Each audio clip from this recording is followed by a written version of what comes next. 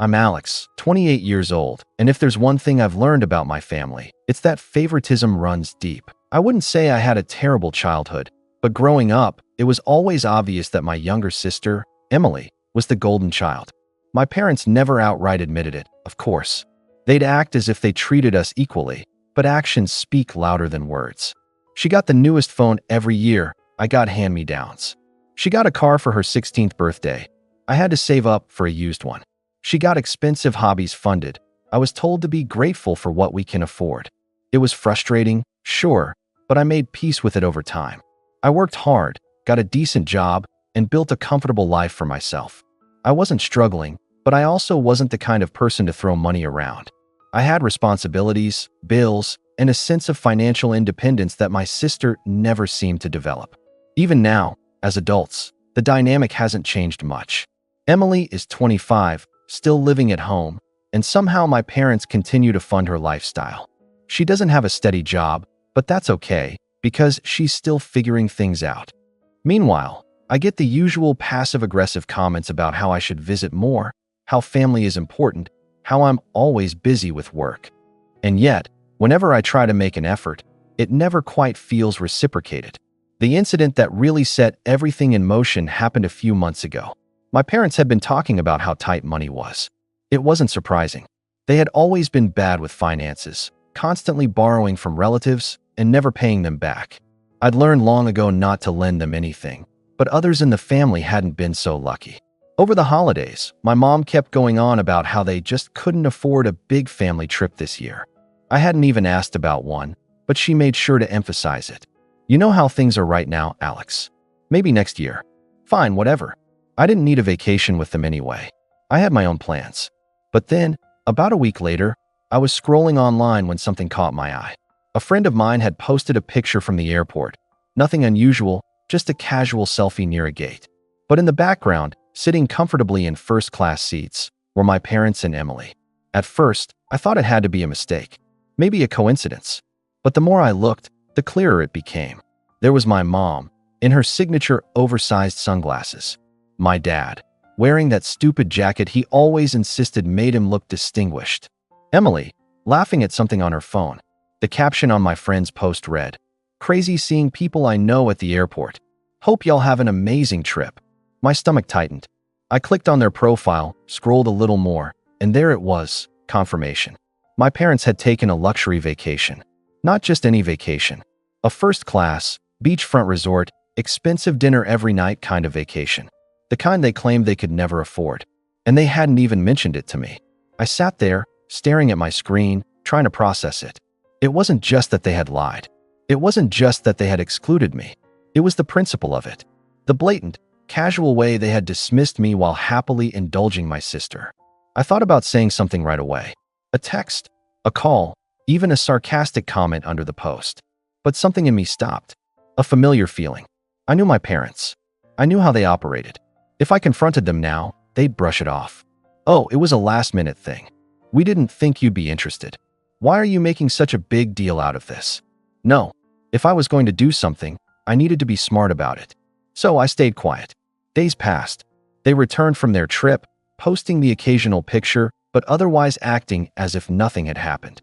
When I finally heard from my mom, it was a casual text. "Hope you're doing well. We should get together soon. It's been too long," smiley face. Too long. Right. I played along. I agreed to visit. And when I did, I sat through their stories about how hard things had been, how they were just getting by. They had no idea that I knew the truth. And then, just as I was about to leave, my mom smirked at me and said, "Maybe next time you should work harder.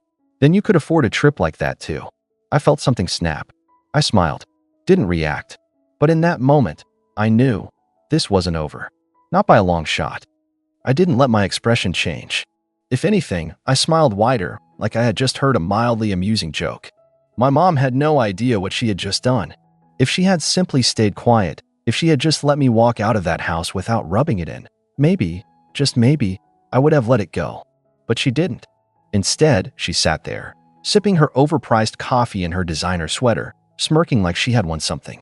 Like she had put me in my place. Like she thought I was jealous. I wasn't jealous. I was furious. But fury alone wouldn't do anything. No, I needed something more. Something that would actually make them feel what they had done. And as I drove home that night, my mind was already spinning with possibilities. The first thing I did was dig deeper.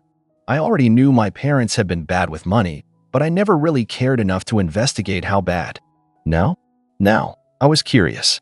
And the more I looked, the more I found. They weren't just bad with money. They were drowning in debt. Credit cards maxed out.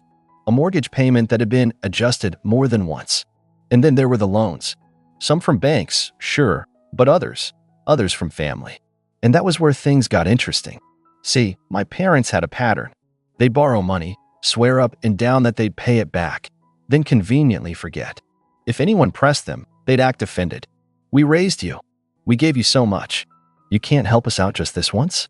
They had done it to me when I was younger, before I wised up. But I wasn't the only one. I made a few calls. It turns out, my uncle, my mom's brother, had loaned them a significant amount last year when they claimed they were struggling to keep the house afloat. He hadn't expected them to pay it back quickly, but he also hadn't expected them to blow thousands of dollars on a luxury vacation while still owing him. And he wasn't the only one. My dad's cousin had covered some of their bills when they claimed they were on the verge of losing power. My grandma, who was on a fixed income, had given them money for emergencies. And they had spent it on first-class flights, five-star resorts, and gourmet meals. I didn't even have to say much. Just a few questions, a few casual mentions of their trip, and the anger started spreading. By the end of the week, half the family was fuming. My uncle, in particular, was livid. They told me they were struggling. He snapped over the phone. They said they were barely making ends meet, and they're out there drinking cocktails on the beach. Seems like it, I said, keeping my voice neutral. There was a long pause. Then, his voice dropped into something colder. They think they can just take from everyone and never pay up? I guess they do. He exhaled sharply. Not for long. I didn't ask what he meant. I didn't need to. By the time the next family gathering rolled around, the tension was thick enough to cut with a knife. I hadn't planned to go at first. I wanted to wait, to let things simmer, but curiosity got the best of me. I needed to see it unfold. And, oh, did it unfold? It started subtly.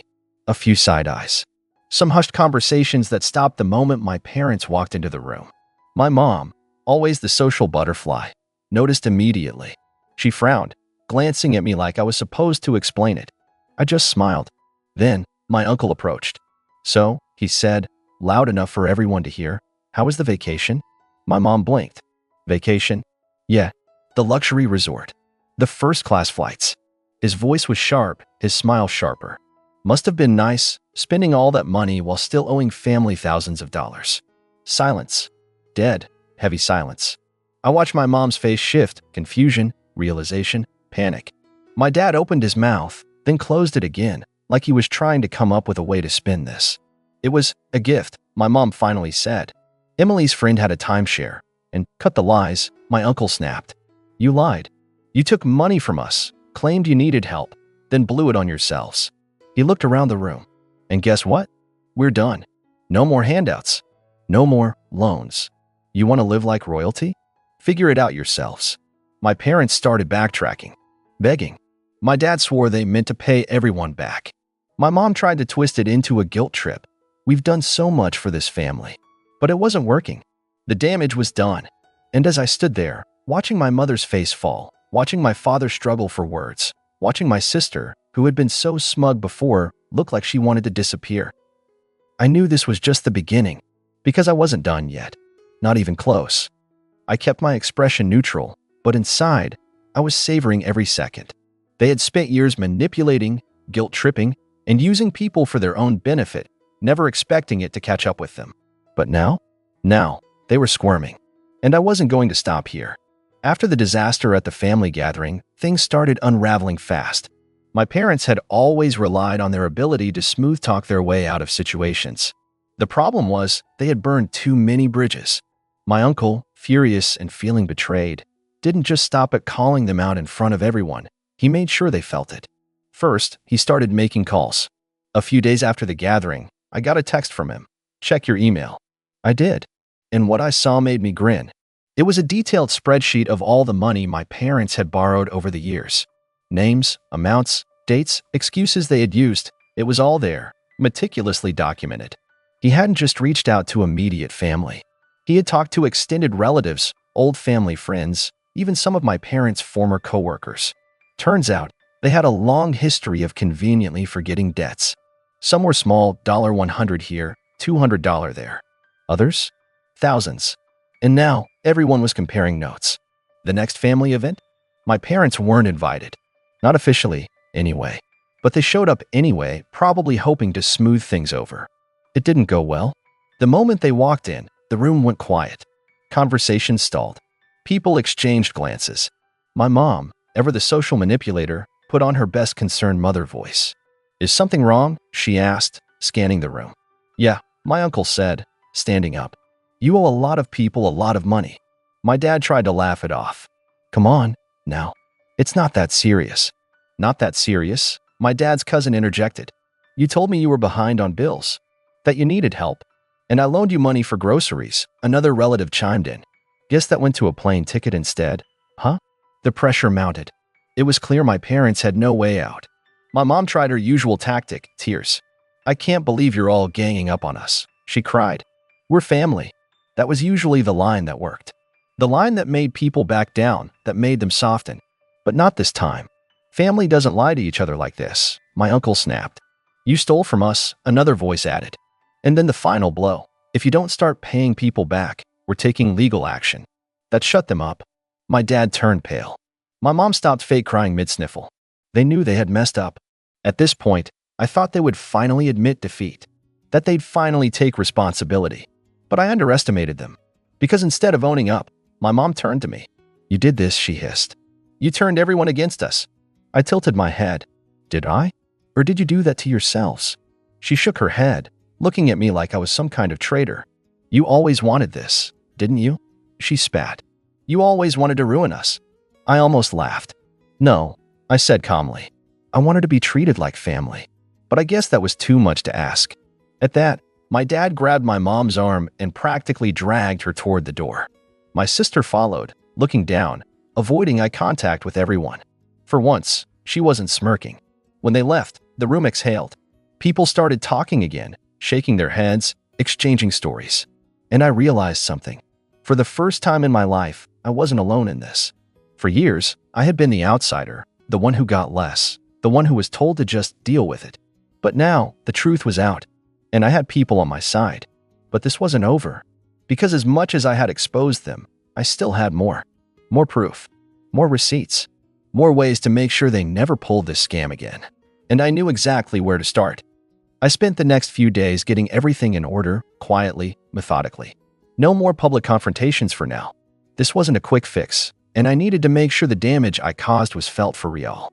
It was time to dig deeper. I began by gathering every single email, text message, and document I could find. Some were from years ago, others from just a few months ago. It wasn't just family that my parents owed money to, it was also businesses, services, and even people they'd borrowed from under the guise of emergencies.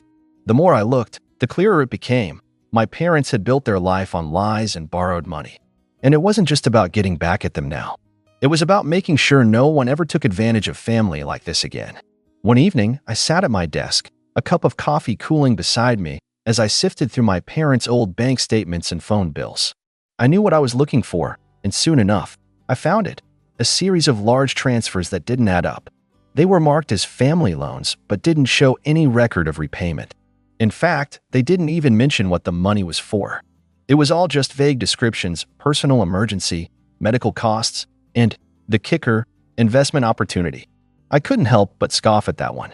I printed out the documents and placed them neatly in a folder. That wasn't all.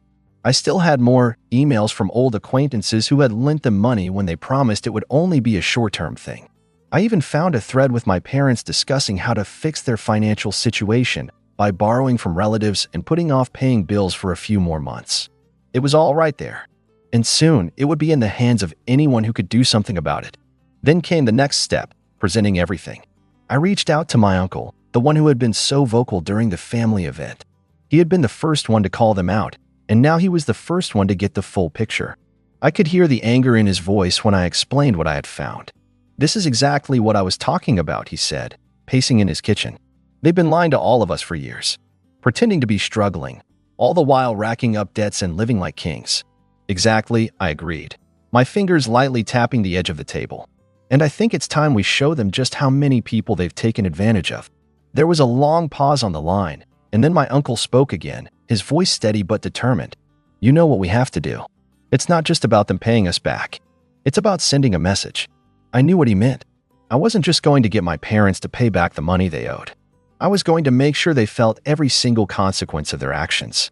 And the first step in that was getting everyone who had been wronged by them in the same room.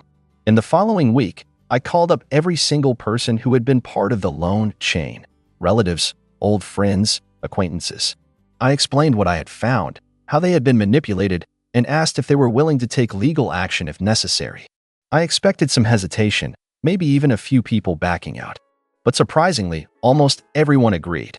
Even my grandmother, who had always been the calm, forgiving one, was furious. "We raised them to know right from wrong," she said in a voice that barely contained her anger. "And this is how they repay us? By stealing from their own family?" I was starting to realize just how deep my parents' web of deceit went. And with every call I made, with every relative who agreed to stand with me, the harder it felt for me to even see them as my parents anymore. They weren't the people who had raised me. They were imposters who had manipulated me for years, using the pretense of family to cover up their actions.